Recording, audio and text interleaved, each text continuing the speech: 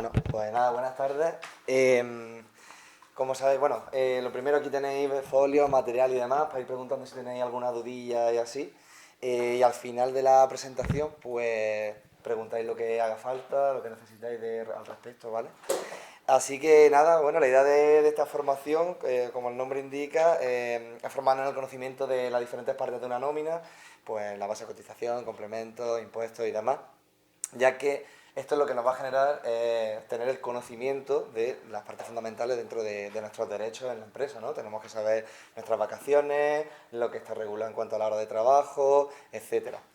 Y es muy importante precisamente eso, generar ese conocimiento. ¿Por qué? Porque tener ese conocimiento nos está dando poder, nos está haciendo que podamos visualizar y señalar qué problemáticas tenemos en nuestra empresa en cuanto a qué incumple y a partir de ahí poder trazar estrategias sindicales, tablas reivindicativas y las diferentes metodologías de lucha con el fin de reivindicar, pues, reclamar precisamente eso, los derechos que no se están cumpliendo y a partir de ahí pues saber cómo trabajar de la manera más eficiente para hacer que se cumplan.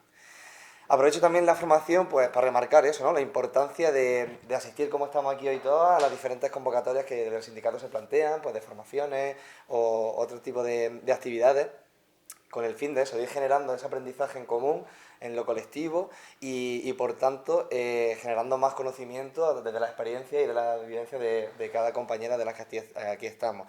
Y por tanto sí, tener más poder en el centro de trabajo.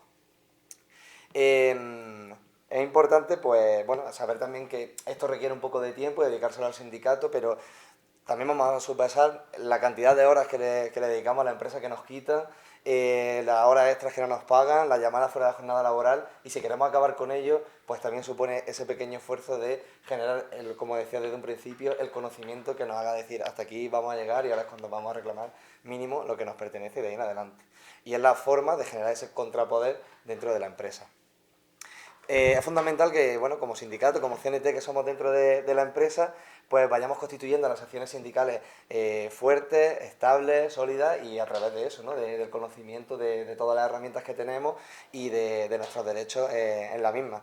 Porque la idea no es solamente conformarnos con que se cumpla lo establecido, vamos a empezar por aquí, pero tenemos que llegar a aspirar a ser nosotras las que gestionemos el trabajo que nosotros realizamos, porque somos nosotras las que conocemos mejor cómo se trabaja en la empresa, puesto que lo hacemos en el día a día, mucho más incluso que los propios dueños en la mayoría de los casos que no conocerán ni a sus trabajadores. Y por tanto hay que tener claro que esta visión es una visión a largo plazo, ¿no? Que tenemos que pensar que es una estrategia en la que el poder, la producción y la gestión de los centros de trabajo serán para las trabajadoras que estamos aquí y que la tenemos que generar a través de las acciones sindicales por parte del sindicato. Es verdad que esto suena bastante ambicioso, pero es que también hay que plantearse que queremos todo lo que nos corresponde y en cuanto a eso queremos la riqueza que generamos y las mismas que nos están quitando en nuestro día a día a través de nuestro tiempo, el trabajo y demás y que encima se llevan ellos para disfrutarlo a costa de nuestro sudor, ¿no? Y cierto, pues que el camino también es largo hasta llegar a ese punto, pero vuelvo a remarcar así la importancia de ir formándonos poco a poco, de ir generando ese conocimiento y ese contrapoder dentro de la empresa para que cuando llegue el momento, pues tengamos y sepamos gestionar la producción de la misma bajo los intereses nuestros, bajo los intereses de la clase trabajadora y de las propias que constituimos las secciones sindicales dentro de cada empresa. Así que es importante también tener como esa visión a largo plazo de caminar y luchar visualizando ese fin y siendo conscientes de que aunque el camino no sea sencillo, lo vamos a alcanzar. Así que nada, recordar pues eso, que sección a sección y empresa a empresa hasta hacernos con el poder y ser dueños de nuestras vidas. Nada, después de estas palabras pues doy paso a nuestra compañera del sindicato y abogada Mari, que se va a encargar de hacer la presentación, de contarnos todo respecto a nuestras nóminas. Y lo dicho, pues tenéis aquí, si faltan folio y demás, aquí tenéis la carpetilla, ¿vale? Aquí tenéis agua, lo que haga falta y bolígrafo. Así que nada, espero que sea bastante útil la formación.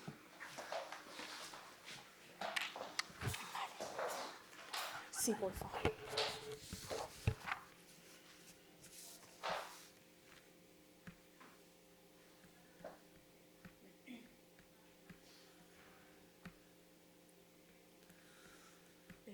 Ay. Vale. Vale. esta formación va a comprender principalmente una parte teórica y luego una práctica, ¿de acuerdo? En primer lugar, ¿vale? Vamos con la teórica, que básicamente el salario, pues la contraprestación económica que recibe un trabajador por los servicios prestados en el ámbito de una relación laboral. El salario puede ser tanto en dinero como lo conocemos, como en especie. Si es en especie, no puede superar el 30% de las percepciones salariales ni ser inferior al... O sea, se tiene que garantizar el salario mínimo interprofesional, ¿de acuerdo? Algo evidente que sin retribución no hay contrato de trabajo ni actividad laboral en sentido estricto. Esto lo digo porque en el artículo 1 del Estatuto se recogen los elementos esenciales del contrato de trabajo, que está por la dependencia, la geneidad, la retribución, pues uno de ellos es la retribución, evidentemente, ¿vale? Y también pues es un derecho indisponible y renunciable, ¿vale? Yo creo que se comprende, no puedes trabajar, hay excepciones, pero son en caso de familiares, ¿vale? La regulación en cuanto a la determinación de la cuantía. ¿Dónde podemos ver que vamos a cobrar? En el convenio colectivo, en el salario mínimo o la autonomía de las partes, ¿vale? Pero con ciertas limitaciones. En primer lugar, el convenio colectivo, negociación colectiva, ¿vale? Ahí establece un salario mínimo sectorial, ¿de acuerdo? Que generalmente supera el salario mínimo, generalmente, porque hay convenios que no están actualizados desde 2005 y son inferiores al salario mínimo, ¿vale? Estas retribuciones son mínimas. ¿Cómo sabemos el convenio que se nos aplica? Normalmente en el contrato, en la cláusula octava o así creo, lo pone. Si no, ya tendremos que acudir al CENAI de la empresa, que es un código, ¿vale?, que establece la actividad de la empresa y a partir de esto tendremos que empezar a buscar, ¿vale? Otro criterio de regulación, autonomía de las partes, ¿vale? Sí que es verdad que tú puedes pactar con tu jefe un salario, pero ese salario tiene que ser superior al convenio colectivo o al salario mínimo, ¿vale? Se permite los pactos individuales, pero con unas limitaciones, ¿vale? No se deben vulnerar derechos fundamentales, no se puede incurrir en discriminación, ni de disponer de derechos reconocidos. ¿Esto qué significa? Que yo no puedo pactar cobrar 500 euros más si no voy a tener días libres, ¿vale? Hay derechos que son indisponibles, como el salario, las vacaciones, etc. ¿Vale? Aquí entra en juego también la condición más beneficiosa, ¿vale? Normalmente cuando tu jefe te da un beneficio, ¿vale?, que es superior al reconocido en el convenio, o, bueno, hablando ya no solo de salario, sino, por ejemplo, más días de vacaciones, y ese beneficio te lo ha dado con una voluntad clara y permanente, y se ha disfrutado regularmente, también la cesta de Navidad es un ejemplo, se considera una condición más beneficiosa y no la puede modificar unilateralmente, ¿de acuerdo? No puede modificarlas unilateralmente, pues sería una modificación sustancial de las condiciones de trabajo, ¿de acuerdo? Y luego, pues el salario mínimo interprofesional, que es la retribución mínima fijada por el gobierno, ¿vale? Complemento, vale. Y respecto al complemento SMI, que lo puse ahí para que no se me olvidase. Sí que es cierto que si estamos en un caso de un convenio que es antiguo y el salario es inferior al salario mínimo, el salario base, y tienes antigüedad que es reconocida, ¿vale? Se complementa hasta el SMI con ese complemento, ¿vale? Pero no significa que el SMI tenga que ser el salario base solo. No sé si me estoy explicando. Si no me explico, me lo decís y me paráis, ¿vale? Que si veis en las nóminas complemento SMI es que esa persona está cobrando el salario mínimo interprofesional, pero el salario mínimo tiene que ser en bruto. Siguiente. La estructura del salario. Se forman salario base y pagas extra, que se me ha olvidado ponerlo, y complementos que pueden ser tanto salariales como extrasalariales, ¿de acuerdo? Salario base, la retribución fija pactada que no depende de resultados ni de condiciones especiales, ¿vale? Es el salario base, salario que tienes que cobrar sí o sí. Luego ya hay complementos que ya son en función de diferentes condiciones. Bueno, aquí digo por lo que he dicho, que el salario base puede ser inferior al salario mínimo siempre que las percepciones profesionales en su conjunto sean superiores al SMI, ¿de acuerdo? Que es lo que me refiero del complemento SMI. Y luego las pagas extraordinarias, ¿vale?, que son mínimo 2 al año, al año, que es lo que establece el Estatuto de los Trabajadores, pero el convenio colectivo lo puede mejorar. Por ejemplo, en comercio es un 4, ¿de acuerdo? Si No se pueden establecer, importante, diferencias entre trabajadores temporales e indefinidos o con contratos fijos discontinuos. Las pagas extra son proporcionales al tiempo trabajado. Yo creo que la mayoría tendréis en vuestras nóminas el prorrateo de las pagas. El prorrateo solo puede darse si lo permite el convenio colectivo, ¿de acuerdo? No puede ser unilateral por el empresario y hay convenios que regulan que el abono prorrateado no libera al empresario de poder de abonar las pagas de las fechas que diga el convenio. Creo que en construcción es así. Eso es decir que podría considerarse salario y si ha abonado las pagas prorrateadas, eso se considera salario y tener que abonar las pagas extra cuando toque, como dice el convenio. ¿Vale? Y luego, pues complementos. Pueden ser salariales o extrasalariales, ¿vale? Los extrasalariales ahora en la siguiente diapositiva. Las salariales son las cantidades que se añaden al salario base por los conceptos que están establecidos en el convenio colectivo o contrato individual de trabajo. Es decir, no puedes cobrar un complemento si no está regulado en alguna parte. Tiene que estar regulado tanto en el contrato individual como en el convenio colectivo, ¿vale? Porque sí que es verdad que a mí me ha pasado muchas veces que me ha llegado gente y me ha dicho, oye, es que no cobro un plus de penosidad, es que estoy todo el día no sé dónde. Digo, sí, te entiendo perfectamente, pero es que si tu convenio no lo regula, no se puede, ¿vale? Pero también se puede llegar a un acuerdo con nuestro modelo de sección sindical, ¿vale? Distintos tipos de complementos, ¿vale? Dentro de los salariales, que pueden ser personales, de puesto de trabajo o por resultados. Los personales son en función de las circunstancias relativas a las condiciones personales del trabajador. Estos son consolidables, es decir, es por ti, por ejemplo, la antigüedad, eso es algo individual. La antigüedad que tengas en la empresa, que esto también, pues lo que digo, no todos los convenios regulan los trienios ni los complementos de antigüedad, ¿vale? Complemento de idiomas o complemento por discapacidad, que eso pasa en algunos convenios de construcción. La antigüedad, algo importante es que se puede computar dentro de la antigüedad diversos periodos, el periodo de prueba, otros contratos temporales, la excedencia forzosa, pero la excedencia voluntaria depende del convenio, no siempre computa para la antigüedad, ¿de acuerdo? Los complementos de puesto de trabajo, pues que son en función de características del puesto de trabajo, pues un plus de peligrosidad, de penosidad. Esto no es consolidable. Si a ti te cambian de condiciones, puedes dejar de cobrarlo. No es lo mismo que los anteriores complementos, ¿vale? También pueden ser pues, complementos de disponibilidad, de turnicidad, etc.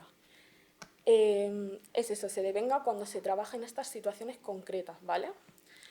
Y los complementos por resultados, pues los típicos que son en función de beneficios empresariales, ¿vale? Incentivos, plus de productividad, etc. Luego, los extrasalariales. Son percepciones de carácter indemnizatorio, ¿vale? No es lo mismo que el complemento salarial. El complemento salarial es por realizar tu trabajo, este tiene un carácter más indemnizatorio, ¿vale? Es como por consecuencia de haber realizado los perjuicios por haber realizado tu trabajo. Puede ser pues, las dietas, el plus de transporte o incluso plus de vestimenta, etc. No tiene la consideración de salario, ¿de acuerdo? Existe una presunción en la ley que es toda percepción del trabajador es salarial, salvo que se demuestre lo contrario. ¿De acuerdo? Por ejemplo, del plus de transporte aviso que hay bastante discrepancia en la doctrina de si es salarial o no es salarial. Hay que analizar las circunstancias del abono en particular para saber si es salarial o no, ¿vale? Es un lío, pero prefiero no voy a entrar en ese tema, pero para avisar, porque luego en los ejemplos prácticos de nómina sí que sale el plus de transporte como salarial, ¿vale? Porque es una nómina de hace tiempo. Luego, ¿qué implica que un concepto no sea salarial? Pues que no computa efectos indemnizatorios por la extinción del contrato, ni para la suma del salario de las vacaciones o para la prestación de IT, para el cálculo, que luego haré un ejemplo práctico de cómo calcular lo que debemos cobrar de baja. Quedan excluidas de la responsabilidad solidaria del empresario principal en caso de contratas y subcontratas, y el FOGASA tampoco paga los conceptos extrasalariales, solo paga los salariales y con límites. No se incluyen en el cálculo del valor de la hora extraordinaria, esto dependerá del convenio, ¿vale? Porque hay convenios que establecen criterios diferentes, no les son aplicables los criterios de compensación y absorción, lo que he mencionado antes del complemento SMI, ¿vale? y no cabe aplicarle el interés por mora previsto en el pago de salarios en caso de reclamación judicial. Cuando tú reclamas que te deudan salarios judicialmente, hay un interés del 10% en mora, ¿vale? En este caso no hay un 10% más. Vale, determinación de la cuantía. Aquí vamos a dividirlo en tres partes, ¿vale? El salario bruto es la cantidad total, ¿vale? La suma de todo, salario base más complementos. A este salario bruto le vamos a aplicar las deducciones, que son el IRPF y la seguridad social, ¿vale? Se deben aplicar al salario bruto los descuentos y retenciones de las obligaciones que el trabajador tiene con la seguridad social y con la agencia tributaria, ¿vale? Esto ahora lo profundizo. Es nulo todo pacto que prevea que el trabajador asuma sus propias obligaciones fiscales y de seguridad social, así como el pago de la prima o parte de la cuota del empresario, ¿de acuerdo? El empresario actúa como pagador e ingresa las cantidades en las administraciones correspondientes. Y una vez le aplicamos al salario bruto las deducciones, nos queda el salario neto, ¿vale? Que es la cantidad que efectivamente recibimos tras realizar las deducciones, la cantidad que nos ingresa, ¿de acuerdo? Vale. Respecto al IRPF, hay que tener en cuenta, vale, o sea, cuando consideras que a ti no te están aplicando un porcentaje que consideras que no es correcto, puedes descargarte este modelo, ¿vale? El modelo 145, que está en Google, y lo rellenas con tus circunstancias personales, ¿de acuerdo? Entonces, cuando tú lo rellenas con tus circunstancias personales, lo entregas al empresario. Y entonces el empresario ya con eso debe calcular qué porcentaje te debe aplicar en la nómina de IRPF. Vale, la nómina. En esta orden que menciono, la orden es 2098, se regula un modelo individual de recibo de salarios, ¿vale? Es un modelo de nómina que se deben cumplir una serie de requisitos. El pago del salario se debe documentar de manera obligatoria a través de la nómina. Es decir, a nosotros nos tienen que entregar o proporcionar la nómina tanto en papel como digitalmente. Este documento es fundamental ya que sirve como prueba del pago y debe reflejar todos los conceptos retributivos de forma detallada. Nunca hay que firmar una nómina si no te han abonado las cantidades, ¿de acuerdo? Sobre todo cuando se te abonan normalmente en efectivo. ¿Por qué? Porque la nómina no deja de ser un recibo de los salarios, ¿vale? Pues se puede añadir la coletilla dependiente de recibir, ¿vale? Respecto a la claridad de la nómina, hay bastante jurisprudencia que ya dice que es que las nóminas deben ser reflejar los conceptos retributivos de forma clara y concisa y con comprensión. Asimismo, también tiene la empresa la obligación de detallar con precisión cada concepto desde el principio. Si esto no ocurre, ¿qué hacemos? Acudimos a inspección de trabajo, ¿vale? Se puede denunciar. Partes de la nómina, ¿vale? Es para desglosarlo. El PowerPoint lo mando después si queréis, ¿de acuerdo? En primer lugar, pues los datos de identificación de la empresa y los del trabajador, ¿vale? Esto no tiene mucha chicha. El periodo de vengado, de liquidación, es decir, el mes o los días de salario correspondientes, y los devengos, ¿vale? Que los devengos, aquí es donde tienen que estar los conceptos que hemos hablado antes. Salariales a la izquierda, no salariales a la derecha, ¿vale? Los salariales, salario base, pagas extra, y los complementos salariales que hemos hablado, ¿vale? Y las percepciones no salariales, aquí a la derecha, que no forman parte del salario, ¿vale? No están sujetas a retención de IRPF y están exentas de cotización. Pues abonos, gastos suplidos, dietas, kilometraje, etcétera. 5. Deducciones. Las cantidades que deben ser descontadas del total de vengado, es decir, del salario bruto. Entonces, aquí al salario bruto, que es la base esta, le tienen que descontar los siguientes porcentajes de cada concepto: contingencias comunes, desempleo, formación profesional, fogasa, etc. Una vez se descuenta, sabremos cuánto asciende el salario neto. ¿De acuerdo? El salario bruto pues, es lo que no cobras, pero cobras en realidad. Y el salario neto pues lo que te va a llegar en la cuenta final de mes, ¿vale? Es que esto lo he comentado ya antes. Aquí. el líquido total a percibir es lo que deberás tener en tu cuenta bancaria o pues en efectivo, como lo haga el empresario. También es verdad que no se pueden pagar en efectivo cantidades superiores a 1.000 euros, ¿vale? Existe esa limitación. La firma y sello de la empresa y recibí, bueno, esto hace tiempo que no lo veo, pero en este modelo estaba. Y las bases de cotización, ¿vale?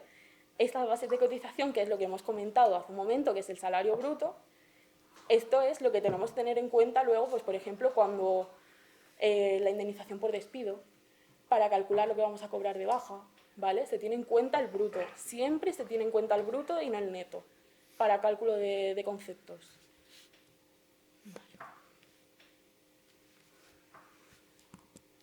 Vale, y no sé si queréis hacer alguna pregunta, pero voy a hacer una parte práctica. ¿Hago la parte práctica y luego si hay alguna duda? Vale. De acuerdo, he cogido el convenio de hostelería, ¿de acuerdo? Entonces, he querido hacer esta parte práctica de cómo calculamos el salario a partir de la tabla salarial del convenio. Podéis encontrar vuestro convenio en mapa de la negociación colectiva, ¿vale? La página web. Y entonces encontraréis tanto el convenio como las tablas salariales que se van actualizando. Un ejemplo práctico de hostelería, ¿vale? Aquí he cogido el nivel 4 como si fuese camarero. He cogido esta columna, la última, porque normalmente se divide en niveles, pero normalmente siempre los bares y tal deben estar en el último.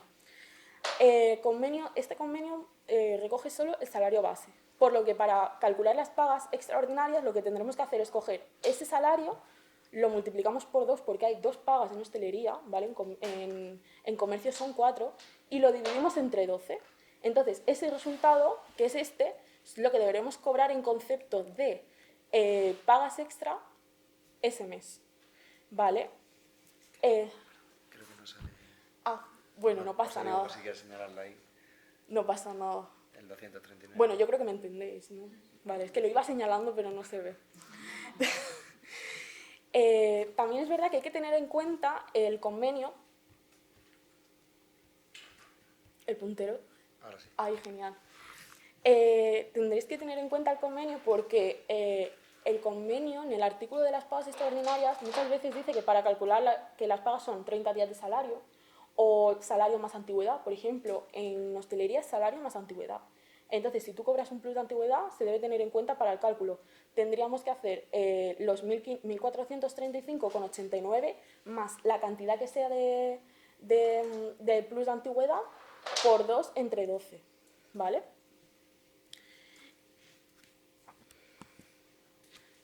Vale. Esto es en caso de jornada completa. Si tú estás a jornada parcial, que jornada parcial es todo lo que sea menos de 100 horas, de 100%, perdón, del código de tiempo parcial, tendremos que coger, lo podemos hacer muy fácil, que es coger el salario base y multiplicar por el porcentaje. Si, por ejemplo, estamos en una jornada del 75%, por 0,75. Y entonces ya tenemos el salario mes, ¿vale? Con las pagas extra igual, que son proporcionales también. Pues los 239,31 por 0,75, ¿de acuerdo? Vale, entonces, como he comentado, los complementos salariales deben ir regulados en convenio. Entonces tendremos que tener en cuenta el convenio para ver qué complementos se nos aplican o qué complementos no. Por ejemplo, en hostelería en Granada siempre se cobra el plus cultural, ¿vale? El plus cultural pone en el convenio que se paga en septiembre, pero si te lo pagan prorrateado, el cálculo debe ser 364,95 entre 12, y esto será lo que te vas a cobrar al mes, ¿vale? No se contempla en el convenio nada de que sea proporcional a la jornada, entonces si no dice nada, se aplica completo, ¿vale? ¿Cómo calcular el precio de la hora extraordinaria? ¿Vale? Esto con el convenio de hostelería, pero cada convenio, pues evidentemente. Hay convenios que sí que tienen un precio cerrado de hora, que está en la tabla salarial, pero hay otros que, en hostelería, por ejemplo, que dice que serán abonadas con un incremento del 100% del valor de la hora ordinaria. Y las horas extraordinarias serán abonadas según la siguiente fórmula: salario bruto anual, según la tabla y la categoría profesional, dividido por la jornada anual de 1.800 horas.